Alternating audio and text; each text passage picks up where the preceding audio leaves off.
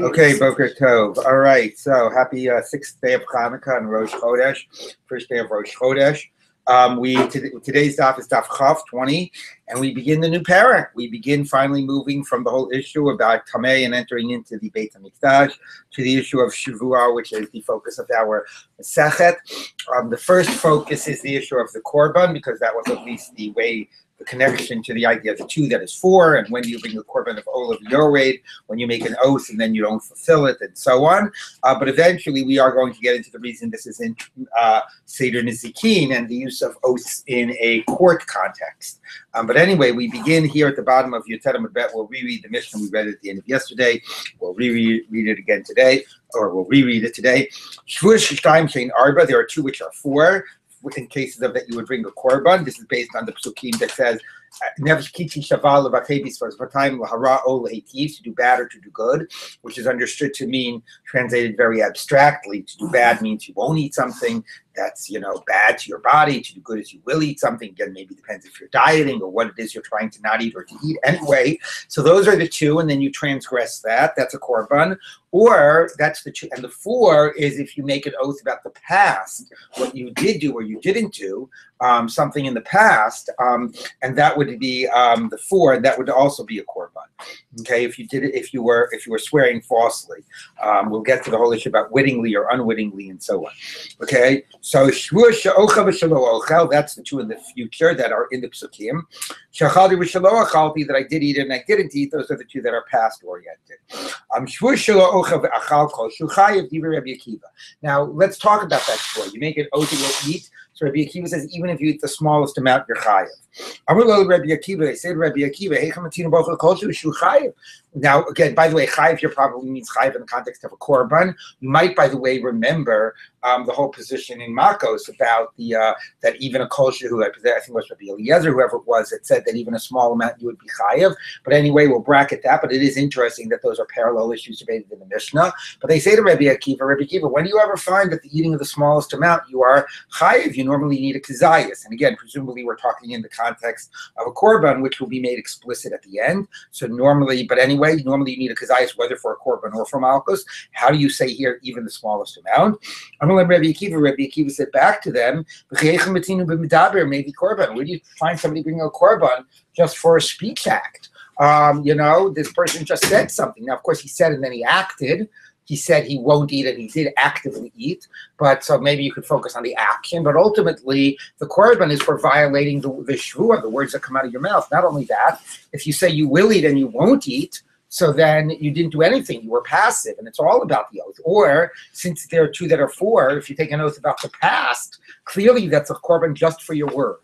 So when do we ever find a korban just for your words? So therefore, shezeh may be korban. Now, okay, very nice. So you bring a korban for your words. What does it have to do with bringing a korban for eating even the smallest amount? What does that have to do with the amount? Mm-hmm. So Rashi says, since this is rooted in your words, we therefore try to focus on what do you mean by your words. And you could have said, I'm not going to eat like like 2 gallons, drink 2 gallons of something. You could define.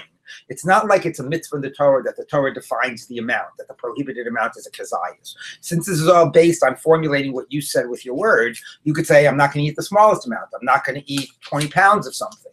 So therefore, since the way Rashi explains, since this is rooted in your words, we assume that if you just said, I'm not going to eat, what you meant was eat even the smallest amount. So Rashi says the meaning of the response to say that this focuses on your words, this is not a forbidding food that you ate. This is a violation of your oath. And therefore, we will interpret or will assume that if you don't specify, you mean even the smallest amount. All right, we'll get back to that later and see if there's other ways of understanding his linking of the idea of the focus on violating your words with the idea of the smallest amount and not having a minimum size. Let's take a look, though, at the Gemara. The Gemara doesn't focus on that at all initially. It focuses more generally on the issue of making a Shevuot. So let's take a look. Lememra says to Gemara, this implies when you say a Shevuot that I will eat, ochel means I will eat. Okay, what else could it mean? Okay, veramini, but wait, I'll show you. We've got a case where what do you call it? We've got a case where it sounds like in a darim, where it sounds like she'ocha means I won't eat. Okay, if somebody takes an oath and says the following, Shevuot lo ochel lecha, an oath, I won't eat anything of yours. I'm really angry at you. I'm taking an oath, I won't eat anything of yours. Or Shevuot she'ochel lecha, or an oath that I will eat of yours. Now, so there, the meaning is, because of the context, and this is what the Gemara is going to say, that it's all about context. If I say an oath that I will eat anything of yours means an oath that I won't eat anything of yours in that context. Like, I will have violated my oath if I will eat anything of yours. Okay? So that, or, wait, Rashi says maybe, or, lo shvuah shelo ochel lecha. It would be not a violation of my oath if I didn't eat anything of yours, which is like a double negative. So it will be a violation of my oath if I do eat something of yours. Okay. But anyway, so if you remove the double negative, again, it's shvuah ochel lecha. We're reading it not to be an oath that I will. I'm taking an oath that I will, but we're reading it, it'll be a violation of my oath if I will eat. Okay, so how do you know? Does shvuah ochel lecha mean I'm taking an oath that I will eat? Or does it mean that I'm saying I'm forbidding myself with an oath that I should, and that I will have transgressed my shvuah if I eat something of yours? So Amar Rabbi, so Rabbi says, also in all those cases forbidden. Amar Rabbi, olam dachil namashman. Yes, ochel means I will eat. But lo kasha, kan b'misarvim bo lecho, kan b'she'ein misarvim bo lecho. It's all about context.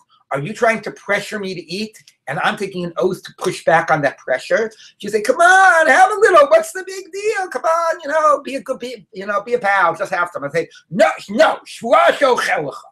So that means, in that context, clearly I am pushing back against your trying to pressure me to eat. And shvuah she'ochel means I will violate my oath, or I'm forbidden in an oath, and that will be a violation if I were to eat, if I were to eat from you. Okay. When you're not pressuring me and I just come up to you and I say shvuah she'ochel lecha, so we translate that normally without any particular context. It means an oath that I will eat. That's the simple meaning of the words. But brisa b'misarvin bo lecha. The brisa is when you're pressuring the guy to eat, and there shvuah she'ochel means it'll be I'm taking an oath that I won't eat, or it'll be a violation of my oath. I'm bound by an oath. Were I to eat from you, that would, against eating from you. Okay, so that's what the context means. The kamer lo achilna v'lo achilna, and the guy saying, you say eat. I say no, and you keep on pressuring me. The chika mishtav, and then when I finally take the oath because you're not leaving me alone, hachikama shvuah shelo ochel lecha. So when I say shvuah she'ochel, it means shelo ochel, which you totally get, right? That in that context, that's what it means. An oath were I to eat from you. It's like that famous line they say from, what's his name? Stanley Morgenbecher, that's his name? Morgenbesser, this guy? He was this brilliant guy, I think Columbia University. Anyway, he was known for these one-liners, enabled to puncture, what somebody would say. Anyway, apparently there was a whole lecture, and the guy was up in the lecture, and the guy was sort of saying something like, it's very strange because a double negative is a positive, but a double positive isn't a negative. So then he pipes up from the audience and says, yeah. So, so anyway, so sometimes yes means no, it all depends on the context. Okay, so, all right, so that's what Abai says. Okay, Rav Ashi Amar, Tani Shvuah she'i ochel lecha. The bright, what we quoted, whether it's Bryce or a Mishnah, actually, it's a variation. But the Bryce or Mishnah we quoted that you say shvuah she'ochel lecha means I won't eat. He actually says that's actually an abbreviated, not abbreviated. What's it called? Anyway, what's it called when you sort of combine two words? Not a conjunction. Contraction. Somehow it's like a contracted type of statement. She'ochel means she'i ochel. It works because it starts with an aleph, right? So shvuah she'ochel, and that way, what you didn't hear is that it was she'i ochel lecha. Okay, and that it sounds like she'ochel, but he actually said I won't eat. Okay, it's actually, you get this a lot in, it's been a while since we did Yerushalmi, but in the Yerushalmi, for example, you get a lamed sometimes, which is la something, la achilna, right, which actually equals lo ochilna, right? So the lamed sort of becomes the low. Okay. So anyway, so he's saying she'ochel is she'i ochelecha. Okay. So Rav Ashi Amar Tani she'i ochelecha. You have to add in the word that I won't in that previous braita. So the Gemara says ihachni ma'ilem. If so, then it's obvious, and there's no chiddush of that whole thing because you explicitly said you won't eat. So no, maybe I would think that he said she'i, but he didn't mean to say e. He meant to say he will eat. Kamash Malan, that if you said she'i ochel, you mean she'i ochel. Okay, so it sounds like a cheap answer, the Rav Ashi answer, but it could be actually correct, like because especially again in like Mishnaic Hebrew and Palestinian Hebrew and so on, you have contractions like that where won't sort of glides into the word, and she'i ochel, you can see how that becomes she'ochel, right? You could sort of see how that you sort of lose the hearing that distinctive prefix there. Okay, so that's dealing with that right there. Takes it out of the context, though. Right. You so always view it as a right. So then that becomes a question: is Abai really arguing with? Is Rav Ashi arguing with Abai? Is Rav Ashi saying you ignore context? Presumably not. He's just saying you don't have to interpret the Braita that way. Since the Braita didn't give you that context, it's not fair to assume that context. But right, it doesn't seem like you could say that they're arguing halachically. Does context matter? But when you learn in like Nedarim and Shevuos, you see that this is one area where we really do want to not just understand purely formalistically the words that came out of your mouth, but what you were meaning and what you were getting at, right? So the issue about piva libo shavim, it's not just what you said, it's what you intended. So it doesn't, it would not seem to me that he's arguing as a matter of halacha, just as a matter of interpretation. But you're right, that's a question to ask. Okay, Tana Rabbanan. So now we're going to get to what language makes up something constituting a Shevuah. As I said at the outset, and there's a Ran in the beginning of Nedarim that talks about this, you know, that a classic Shevuah is to take an oath in the name of God, right? Lo tishbu bishmi lashaker, right? So, you know, bi nishpati, even when God swears in God's own name, right? I'm serious. Bi nishpati mashet. So there's one interesting question, which is when you say a Shevuah to violate the prohibition of, like, you know, lo tisat shem Hashem Elokecha lashav, or whatever you violate when you take an oath, you know, does it have to be with God's name or not? And there's an interesting debate in the Rishonim about that. When you don't say God's name, but somebody just says Shvuah Shochelecha, like we saw, is God's name implied? Is every Shevuah only halachically a Shevuah because it implies God's name? There's a principle in Shevuot and Nedarim called a yad. A yad is a handle, okay? But what a yad means is sort of that, like, you don't always spell out exactly what you're saying, but it's implicit in your words, and you're like dot, dot, dot, like it's a handle towards something else, okay? So maybe one way of understanding is that every Shevuah is only halachically a Shevuah because God's name is implied. So that's one question, which we don't start with here, but I just wanted to sort of put that issue up front, the question of God's name in a Shevuah. That's not like a neder. A neder more works like establishing the status of things. Like I say, this will be like a korban. You know, you don't need to invoke God's name for that, right? It's just creating a status. As opposed to the idea of a Shevuah is that you call upon God to witness something. So that's one general question about how much does a Shevuah imply or, you know, require God's name. But now we're going to get to a question about what's the line between when are you saying a Shevuah and when are you sort of saying, like, I promise, right? So, you know, I mean, we have technical words. I swear, I take an oath, right? You know, so, you know, let's say somebody says, on my mother's grave, you know, or something like that. When does something become a Shevuah, right? What is the technical word that draws the line between a Shevuah and a, you know, and just a promise or an assertion? So let's take a look. Tanu Rabbanan, Mivta Shevuah. This is based on the language of the pasuk. When the pasuk speaks about taking an oath, it says, you know, ki onevesh kiti shaval levatei bisvatayim. This is the verse by bringing the korban if the person swears and then violates it. So it says if a person takes an oath, levatei, to enunciate with the lips. So the word mivta becomes now a technical word, which means to enunciate, right? If I just said in English, I'm enunciating, you know, and he will be forash, right? If you said it in Hebrew, it doesn't matter. It's not the meaning of the word. It becomes a technical word. So now if somebody says mivta, that I will eat from you, you know, mifta, that I'm going to go to the ball game tonight or something like that. So that's like saying Shevuah. That's a technical word now that means I'm taking an oath, okay? So mivta is a Shevuah. Isar, Shevuah. Now, let's say somebody said forbidden. Now, that's also based on the verse. Asar isar al nafsho, to make something forbidden on himself. So that's a little funnier because isar seems to be like a pretty generic word, right? But if somebody says Isar, this I won't eat from this loaf of bread, right? Presumably, Isar is only a word that works if you're saying you're not going to do something. Something is forbidden to you. It would be funny to say, Isar, I'm going to go to the ball game today. Okay, but Isar, I won't eat from this loaf of bread. That's also a technical word that means a Shevuot. Okay, Isar, and based on the verse, Shevuot. Isar. Now, the nature of the prohibited nature of an Isar, Imata Omer Isar Shvua Chayav. If you say Isar constitutes a Shvua, you're Chayav. But if Isar doesn't constitute a Shvua, Patur, you're exempt. So the Gemara says, Imata Omer Isar Shvua. If you say Isar constitutes a Shvua, Marta Isar Shvua. You first said Isar is a Shvua. Then right after you said, oh, if it's a Shvua, then this, and if not, then this. Make up your mind.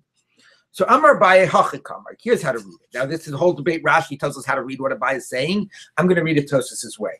Okay, here's what it means. Mivta is a shvua. Isar, if you say Isar, mitvas b'shvua. That's when now hatfasa is the following. Hatfasa by a neder is the following. If I say this thing is korban, konam, this is usher like a korban. And then I say about this thing, zeh kazeh. This is like this. So that's mitzvahs. I'm grabbing it on and I'm transferring status, okay? A is like B. Now that works a lot when you're talking about status. I'm associating this with that, okay? If I see a Nazir walking in front of me and I say, Hareini kazer, or Hareini kamohu, and I said that's mitzvahs. I'm like, it's like grabbing my status onto his, okay? And through that association, I'm like sort of applying the same status to me or to this object or whatever, okay? Mitzvahs by a shvu is a little different because here's a very critical point to understand everything we're learning today. And I've said it before, but you have to always repeat it. A neder is about an object. It sort of works like the same way you can make a korban. A shvua is about an action, either doing or not doing, and it's more about calling upon God to witness the truth, the veracity of your statement, of your claim, or to hold you responsible to live up to your promise. Okay, that's what a shvua is. It's action and person-based, not object-based. Okay, so what would be mitzvahs of a shvua? So mitzvahs of a shvua would be that I would say, somebody would say a shvua that he won't eat, we'll call this an apple. A shvua, he won't eat this apple, okay? And then he takes this apple, and he doesn't say zeh kazeh because it's not really about the apple. It's really about me, right? So what I would say is, I am usher in this apple. So I talk about me, not the apple. I am usher in this apple just like in this one. So what I'm by saying I can't eat this just like I can't eat that, I'm grabbing on abstractly to my shvua. What I'm somewhat implying is, similarly, a shvua should bind me not to eat this. But it's very indirect, right? I'm usher in this like I'm usher in that, right? You just already have an usher. Yeah, I first say a shvua that I won't eat this apple, and then I say, Isser, this is on me. Isser, I won't eat this one just like I won't eat that one. Okay, and does that make, since I used the word Isser, which is now the technical word, and I'm associating it with a shvua, does that now become like a shvua? Okay, so that's the case. I just want to double check Tosfos to make sure I'm saying this right. 1 second. Hold on.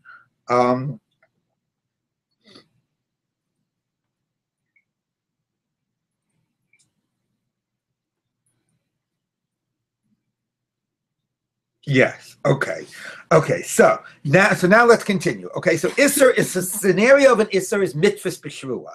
I say I won't eat this just like I won't eat that. Isser that I won't eat this. Okay. That just like I won't eat that. Or maybe I don't even use the technical word Isser. I'm sorry. Those might say it's just describing a scenario, right?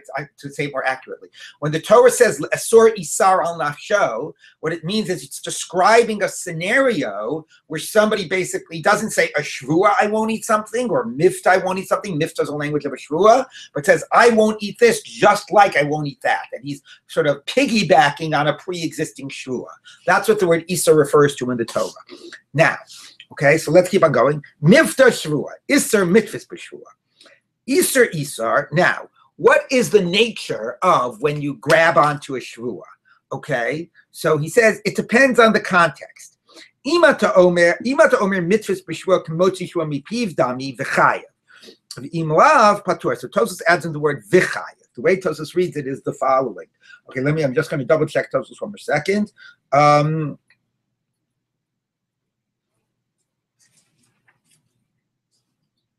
Okay, so Tosfos has like this. If I do an Isar, this is the way Tosfos reads it. This is a little complicated. Then I'm going to do it another way Tosfos reads it, which is even better. But let's start with this way. Okay, so it's the scenario of Isar is I say this is like this. Now, does that have the weight of a Shevuah? Well, it depends what I do. If I do it like I am saying a Shevuah, what it means like I'm saying a Shevuah is I'm saying this thing is forbidden to me. That would be just like saying a Shevuah.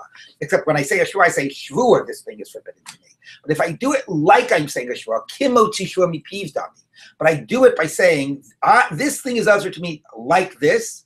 Okay, so I basically sort of say this thing is usher to me. I use the language I use for Shevuah. I focus on my or rather saying less that I say this thing, which is but I won't eat this. Excuse me, I won't eat this like this, which is a Shevuah type of a language. I'm talking about my action. I won't eat this. So if I do it kimotzi Shevuah mi piv dami, the same way I would take a Shevuah, and then it's forbidden.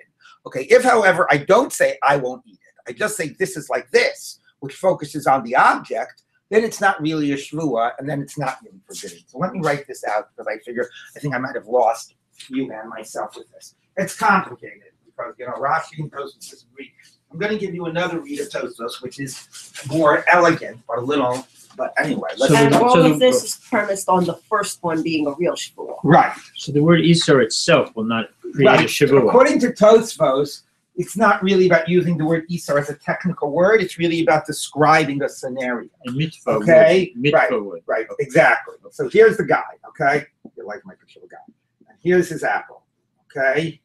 Okay? Here's apple number 1, and here's apple number 2, okay? So if this guy says, Mivta, I won't eat, that's the first point, okay? That's a Shevuah, okay? Now, whatever he said about apple number 1, okay, now he comes over to apple number 2. So if he says,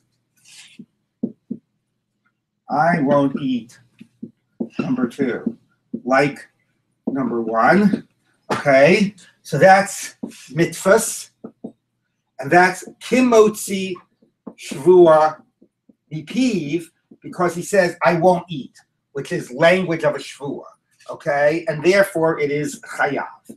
If he does it in a way that is like saying a Shevuah, okay, then it is like he said a Shevuah, even though he doesn't use any technical term, okay? That's scenario number. If, however, he says number 2 is like number 1, okay, and he doesn't use the language of a Shevuah, the language of a Shevuah focuses on your action, then you are patur.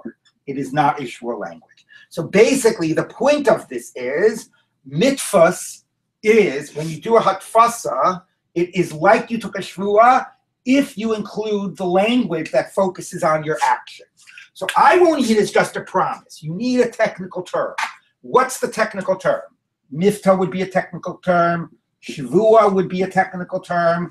And mitzvahs, if you have the language of I won't eat, this becomes, because of the piggybacking, that substitutes the role of the technical term. That's like you said, Shevuah, I won't eat. I won't eat number 2 like number 1. You understand? Because you have the I won't eat, the combining, the connecting of number 2 to number 1 is like you said, Shevuah, I won't eat. But if you didn't have the I won't eat, if you just had number 2 as like number 1, it would not be a Shevuah. All right, that's the way Tosfos reads the Bible. Let me just reread that in the Gemara, make sure we've got that, then I'll take the question. Amar by Hachikamer, Mivta Shevuah, Isar. Now, again, the way Tosfos reads this, you did not use the term Isar here. It just means when the Torah talks about Isar, what it's describing is a scenario of mitzvahs b'Shevuah. So the Isar in the Torah is mitzvahs b'Shevuah. Now, then the Breita goes on. Is doing a hatfasa, does that count like a Shevuah or not? It depends what else you said in addition to the number 2 is number 1. Okay? Im ata omer mitzvahs b'Shevuah kimotzi Shevuah mi piv dami. If you do a mitzvahs b'Shevuah by doing it like you said the actual Shevuah, by saying the I won't eat phrase, then v'chayav. Then you would be chayav, okay? the imla, but if you didn't do it with the phrase of I won't eat, you just did the hatfasa, then pater you would be exempt. Okay, so that's the way at least Tosfos reads that. Rashi reads it in a different way. This is not about using the technical term of Isa. Now, I wanted to tell you a different read of Tosfos, which I really like because it's an easier read of the language of the Gemara. Okay, and here's what Tosfos says. Okay, do people more or less get this? Yeah, we're just not using the technical term Isa according to this. Okay, but let me just give you the one up.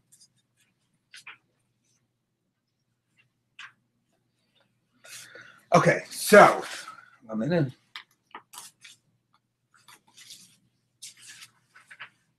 A minute.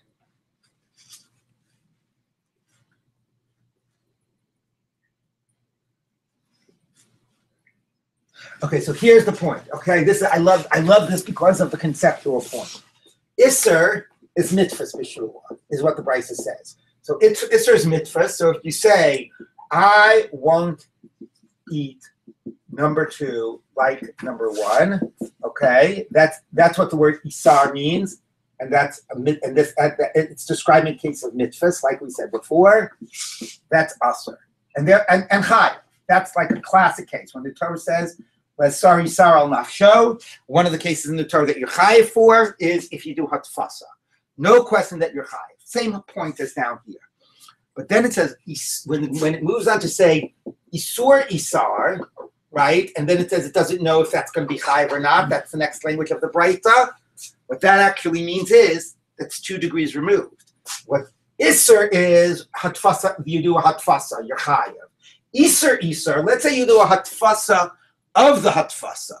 Let's say you say, I won't eat number 3 like number 2. Do you get that? So this Isser is the case in the Torah. That counts as a Shevuot. You're chayiv. What if you did an Isser of the Isser? What if you said, I won't eat number 3 like number 2? Are you chayiv or not? So then it depends. How do you understand why you're chayiv up here? Are you chayiv up here because it's kimotzi shvua mi piv dami? Like you actually said the Shevuot? If you actually said the Shevuot, then you could do another derivative of it, okay? Then you're chayav. But if it's like you didn't actually say the shvua here, you're chayav because it associates with a shvua, but you didn't actually say a shvua on the first case, then the case after would be 2 degrees removed, and you would be pater. You got that? It's very ingenious, right? So let's read that. Let's read that way. I like the way that reads. Hachikama. Amar by Hachikama. Then we got to move on. Mivta is a shvua. Isser in the Torah describes the case of mitzvahs b'shvua. I won't eat number 2 like number 1. And you're chayiv. That's, you transgress, violating a shvua in that case. Isser Isar. Now let's say you said, I won't eat number 3 like number 2. Ima tomer mitzvahs b'shvua kimotzi shvua mi piv dami. This reads so beautifully. If you say that the reason that you're chayiv up here in this case of mitzvahs is because it's like you explicitly said a shvua, then chayiv. Then you'd be chayiv even if you did a derivative of that statement. Because it's just like you said the original statement. Okay, but if you're chayiv here, not because you said a shvua, you're chayiv because you connected it to a shvua. So we're incorporating in here the idea that it's a derivative. It's not like you actually said a shvua. You connected something to a shvua. What did you connect from what to what? 2 to 1? Yes, you connected 2 to 1. And which was not the actual shvua? The actual 2 or 1? No. Number 1, the first apple is definitely a shvua. Okay? When you're chayiv down here for eating apple number 2, right? Are you chayiv for because you made a shvua and you said a shvua? This is a shvua and you violated it. That's one way of understanding why you're chayiv. Another way of understanding you're chayiv is because you said something that's connected to a shvua. Right. Okay. So how do you understand this? If it's like you said a shvua and saying 3 is like 2, you'd also be chayiv. Because same idea, it's always like you said the shvua. But if this is just connected to a shvua, but it's not really directly a shvua, then 3 is only connected to something that's connected to a shvua. So what language makes number 2 only connected but not an actual? Because you didn't say the word shvua. You didn't have that technical word shvua. For something to be a shvua, you need a technical word. Mivta, shvua. what makes this not a promise?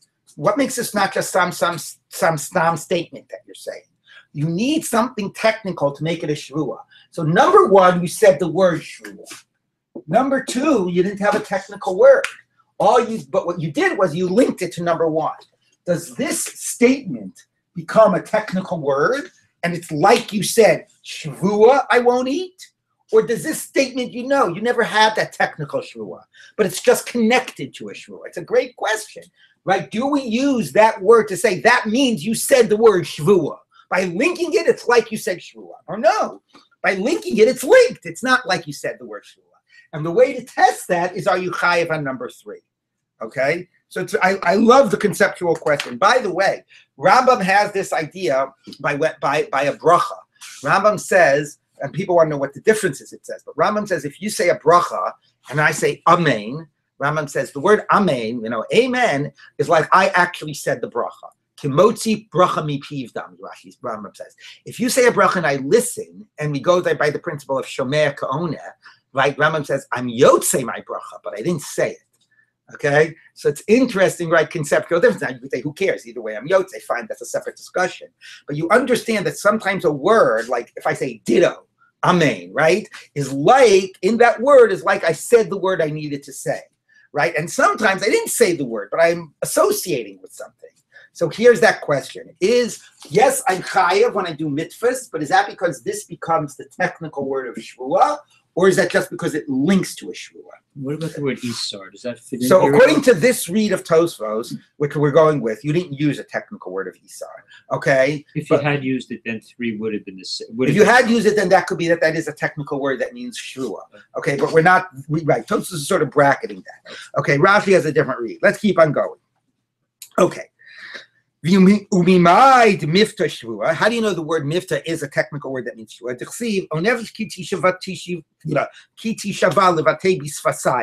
If a person enunciates, so it's to enunciate, takes an oath to enunciate with his lips, so that becomes a word that means Shevuot. Isernami t'chsiv kol neder b'chol Shevuot isar, or Shevuot isar. So isar. Why do you say the word isar describes a hatfasa? Right, mitzvahs, why don't we say it means a technical Shevuot word? So, elam nimai isar mitzvahs b'Shevuot. How do you know mitzvahs describes a case of hatfasa, t'chsiv, or asra isar al nafsha b'Shvuah? It says to make something forbidden isar with a Shevuah. So somehow isar is connected to a Shevuah. It's not the Shevuah itself, it's connected to the Shevuah. That makes it a hatfasa. It's describing hatfasa. So the Gemara says, "Miftanami haksiv l'chol asher yivatei hadam b'shvuah." That a person is mivatei with a shvuah. So it sounds like it's connected to a shvuah, but not a shvuah itself. You're right. All those things could suggest that it's hatfasa, not a shvuah itself. But we have another pasuk that makes it clear that shvuah, the word mifta, is a shvuah all by itself, and not just referring to linking to a shvuah. Here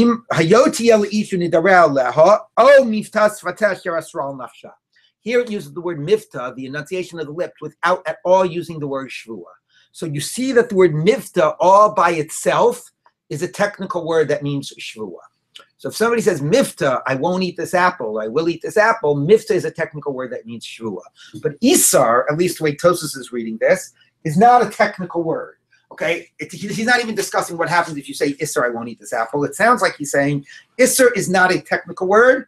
Isser refers to a scenario of hatfasa. Okay, so that's what Rabbi says. Isser is hatfasa, and you're chayav if you're matfis b'shvuah. Maybe we don't know if it's kimotzi shvuah mipiv dami or not, but you're chayav if you're matfis b'shvuah. That's what Rabbi says. Now, Rava disagrees. I'm sorry, skip the line.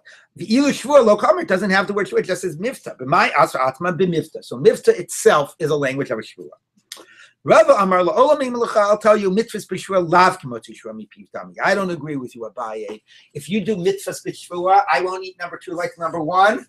Okay, then you would not be chayav. That is not enough of a language of a shvuah. So then, how do you read this brighter? What is isar? The hachi kamar. Here's how the brighter reads. Mifta is a shvuah. Isser nami shvuah. Isser is a technical term, just like mifta. Okay, you said Isser describes the case of hatfasa. I disagree. I think what the Bryce is saying is if somebody says, Mifta, I won't eat this apple, it's a Shevuot. And if somebody says, Isar, I won't eat this apple, it's a Shevuot. Isar is a technical term, just like Mifta. So what's the second part of the Braita? Okay. Asrei the Isar. So here's where the Brisa says we don't know how to categorize Isar. So the nature of the forbidden nature of Isar, it's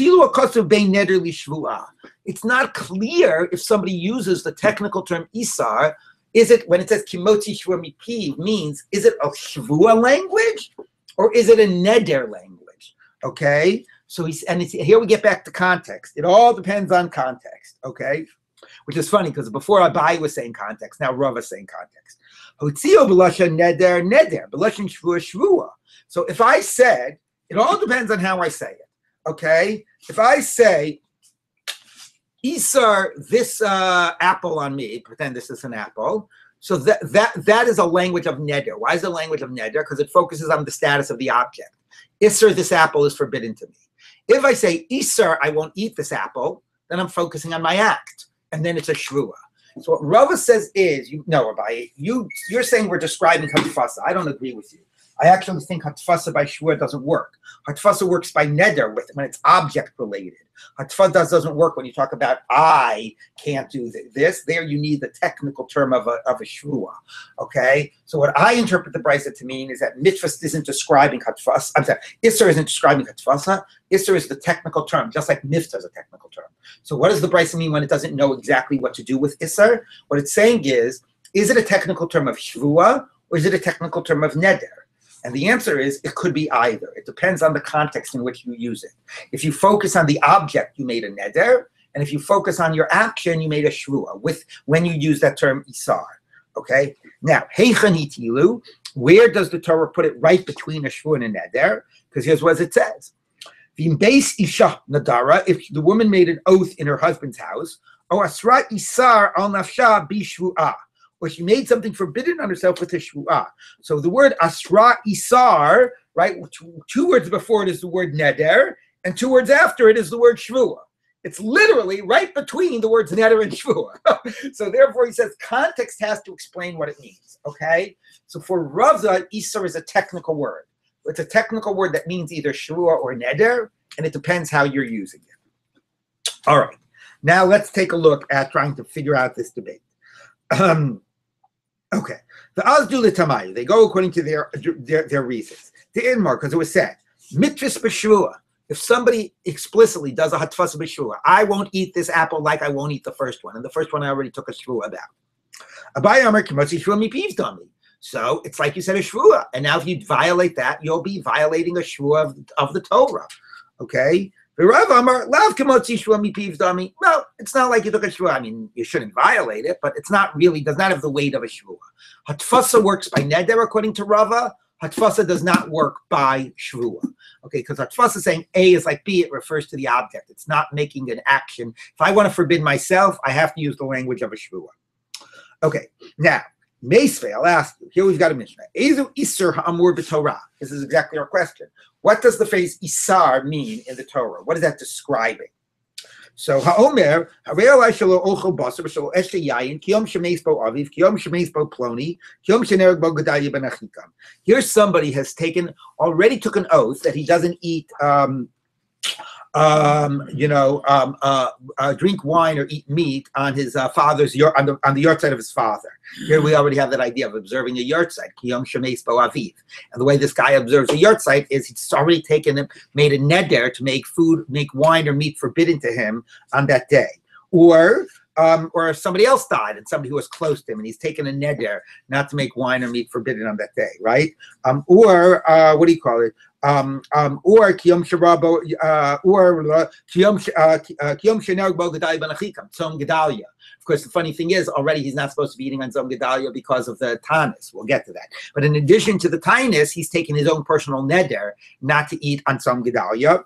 Or kiyom sheba Yerushalayim b'chorbanah. He was once visiting Israel and he saw Yerushalayim destroyed, and he took a neder never to eat meat or wine or meat on that day. And now, so that's already an existing neder he has, not to eat wine or meat, to make wine or meat forbidden to him on that particular day. And now something else happened to him today, and he's really upset about it. And he says, neder to me, or whatever, wine and meat is usher to me today, just like it's usher on that day of my father's yahrzeit, or that day of Tzom Gedalia, or whatever it was that other day. So that's a classic hatfasa. He already made something else forbidden to him. This is as a neder. The object is forbidden to him, the wine or the meat. And now he's saying this object is forbidden like that object. Now it's within a time frame. This object is forbidden today or at this day every single year. Okay, so it is time linked, but it's still about the status of the object. So this is classic hatfasa b'neder. This object is forbidden just like that object over there, even though that object is an abstract object. Wine and meat on that day, it's like a certain abstraction. Okay.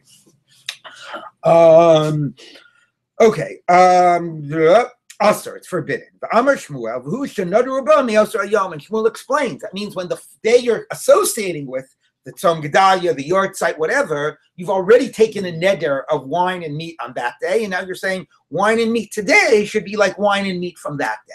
So that's a classic hatfasa b'neder. The first thing is usher b'neder, and the second thing is being associated with the first thing. Now, okay, that's hatfasa b'neder. Everybody agrees to hatfasa b'neder. The debate of Abai and Rava is about hatfasa b'shvuah, not about hatfasa b'neder. Okay, like I said, everybody agrees object A like object B, that works. That's throughout Maseches Nedarim is hatfasa b'neder. All right? But the problem is that it says this is the Isar mentioned in the Torah, right? That's how the Breita begins. Ezu Isar ha'amor b'Torah. So since it gives a scenario of hatfasa, and it uses it to describe the Isser in the Torah, this seems to be a direct support of Abaye, that the language of Isar in the Torah is a language of hatfasa. You get that? Because it says, what is the Isser in the Torah? And describes a scenario of hatfasa. Okay, so let's take a look. So the Gemara says like this: Abaye. This works according to Abaye. Meet the matfis b'neder neder, matfis b'shua shua. So yes, hatfasa with a neder is a neder, and hatfasa with a shua is a shua. Now everybody agrees hatfasa with a neder is a neder.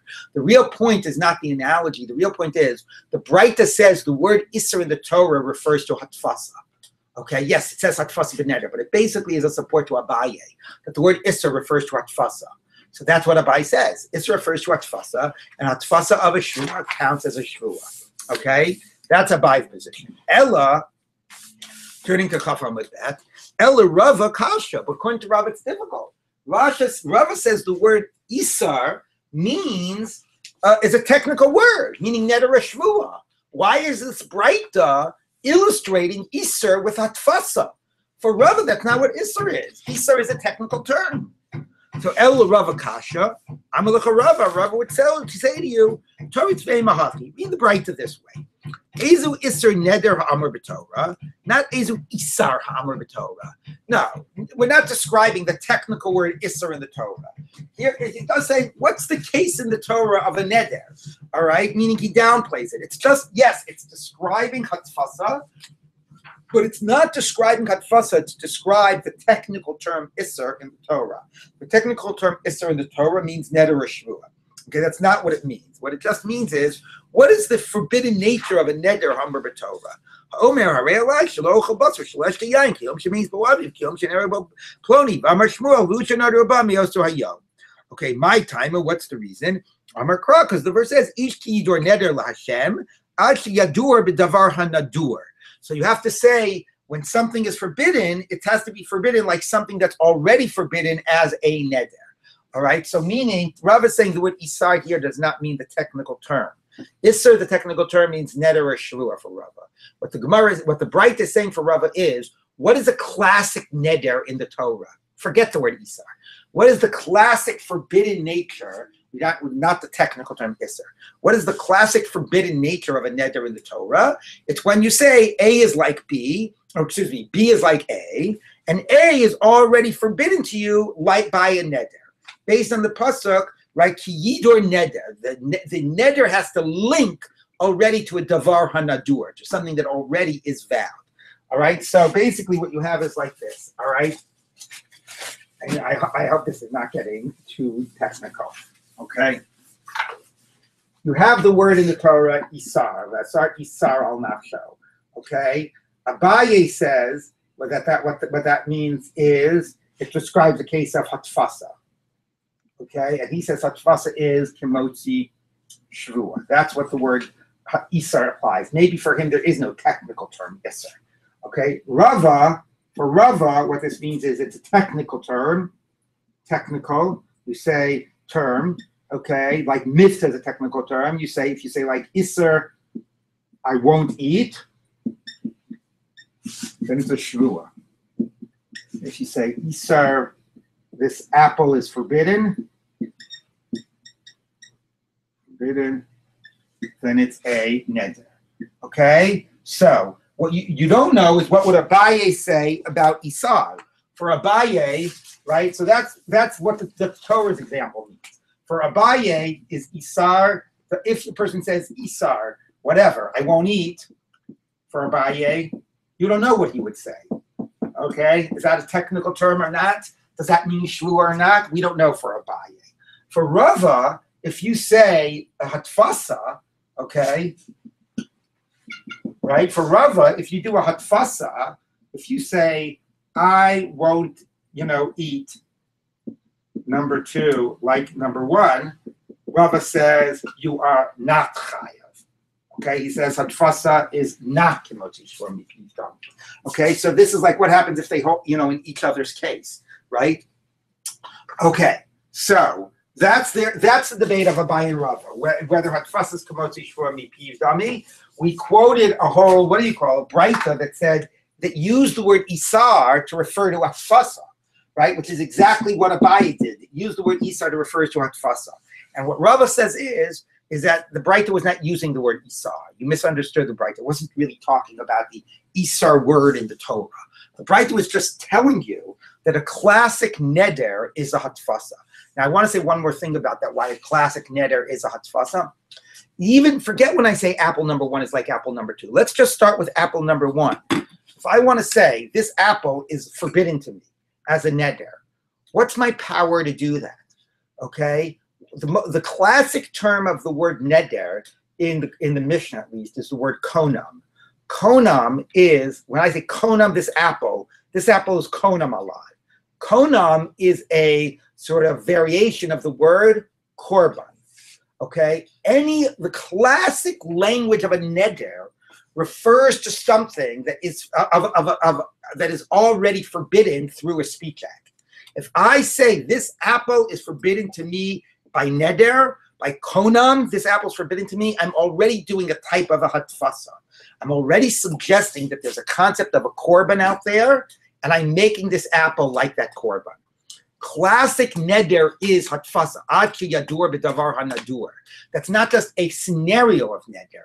My ability for my speech to change the status of something, right? Because where do I get an ability through my words to change the status? That derives from the whole world that I can make something a korban. I can make something hektish.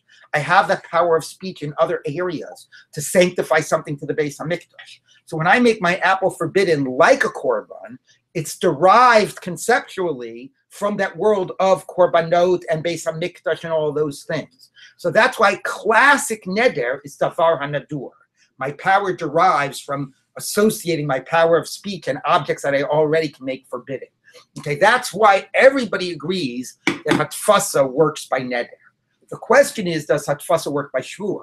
Because Shevuot is by calling upon God to witness something. It's not by statuses of objects, right? So therefore saying A is like B and whatever, like what difference does any of that make? It's not about the status and the sanctifying, as it were, of an object. It's about calling on God. So that's why there's a debate whether hatfasa b'Shvuah works.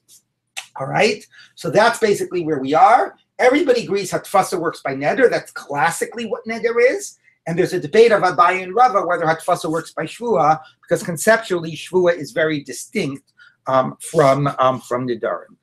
All right. I hope I'm not making this too complicated. I hope I'm making it clearer rather than more complex. I don't know. Okay, moving on. All right. So now the Gemara says like this. Now let's just finish up this bracket. Kiyom shemeispo aviv pshita. So obviously, like if the person already took a neder on the yard site, you can make something forbidden on a different day, like it was on that day. No, the chiddush, if you say, is that this is forbidden to me, like it is on Tzom Gedalia, because Tzom Gedalia is not a davar hanadur. The reason we don't eat on Tzom Gedalia is because either, it's a rabbinic fast day. So how can you make something usher? If I say this apple is forbidden to me, like apples are forbidden on Yom Kippur, okay, that's not a neder. Apples aren't forbidden on Yom Kippur because of a neder. I have to associate it with something that's forbidden because of a neder. So if I say this meat is forbidden to me, like it's forbidden on Tzom Gedalia, meat is not forbidden on Tzom Gedalia by virtue of a neder. So therefore, how does that work? So I would have thought kiva dechilo nadar nami aser, since if you didn't take an oath, it would also be forbidden on Tzom Gedalia. So Tzom Gedalia is not something that's forbidden by virtue of an oath. Tzom Gedalia is forbidden by virtue of the fact that it's a tanis. So ki nadar nami lo havyale iser.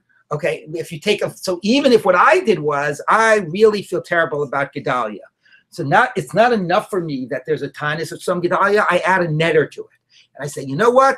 Neder on Tzom Gedalia, all meat and wine or whatever, all food is usher to me, b'neder on Tzom Gedalia. Okay, so now have I also made the stuff forbidden as a davar hanadur? Does that layer take place on top of the already forbidden nature of the fact that already it's a tanis? And the relevance would be, well, A, if I eat on Tzom Gedalia, am I also violating a neder? And the other relevance would be if I say food and wine, meat and wine is forbidden to me today, like that neder I made about Tzom Gedalia, okay, like the way it's forbidden on Tzom Gedalia. Well, if that neder didn't take effect, then the meat and wine today isn't relating to a neder. It's relating to a tanis, but tanis isn't a neder. It only gets its weight by relating to a neder. Okay? So the Gemara says like this. Kiva dechilo nadar nami yaser, since if you didn't take a neder, it would also be forbidden. Ki nadar nami lo havyale iser. Okay, so even when you took a neder, it does not perhaps it doesn't get the weight on Tzom Gedalia of being also forbidden as a neder. The high love mitzvahs b'nederhu, and now when you're saying this day is like Tzom Gedalia, you're not connecting it to a neder. You're connecting it to a tanis, but that's not a neder. Kamash malan that you are connecting it to a neder. Okay, because why? Because even though Tzom Gedalia was already usher, you could add another layer of isser, of forbiddenness. Okay, there's a whole interesting debate of Rashi and Tosfos how much you really can do that. Is it only because Tzom Gedalia is Dorabanan? So since Tzom Gedalia is Dorabanan, you're able to add on to it a neder, which is Doraita. Maybe it wouldn't work by Yom Kippur. Maybe if you said on Yom Kippur, all food is usher to me b'neder, we would say the principle of ein isser chalal isser, right? You can't have one forbidden status take place on top of another one. But because Tzom Gedalia is only a rabbinic, fast day, you can make the stuff forbidden to you also by virtue of a neder. And once you've done that, then when you say today is like Tzom Gedalia, you're linking it to something that's not just a fast day, but also is a davar hanadur. All right? People more or less getting this? All right, so the basic point is classic Nidarim work by associating it with a davar hanadur. That's your speech power to change the status of objects. So when you make an object forbidden, it's because you're associating it either with a concrete or abstract other thing that is forbidden through a speech act. So classic Nidarim is rooted in the idea of hatfasa, of associating a status of one object to another object and with a davar hanadur, and everybody agrees to that. The question is does that work by Shevuot? Because classic Shevuot is calling on God to testify. So if I say, I won't eat this apple like I won't eat that apple, is that like I said a Shevuot? Is that like I took an oath?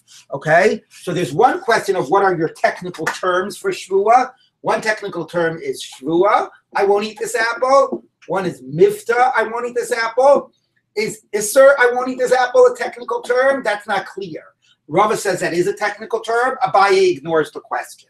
And then the other question is hatfasa actually something that works by Shevuot? All right. I know it's already a little over, but let's just read the next line because it'll go, just 2 more minutes and it'll get us a little further in the daf. Okay. The Rabbi Yochanan Savar Lahad Rava. Rabbi Yochanan holds of Rava that mitzvahs is a technical term. Somebody says mifta, I won't eat your stuff, or isser lo ochel lecha. Shevuot. Either way is a Shevuot. Okay, so there you go. It's a technical term. Isser is a technical term, just like Mifta is. Okay, I guess we will stop here. It's a shame, but I don't want to rush through the next part. So we will pick up from here tomorrow.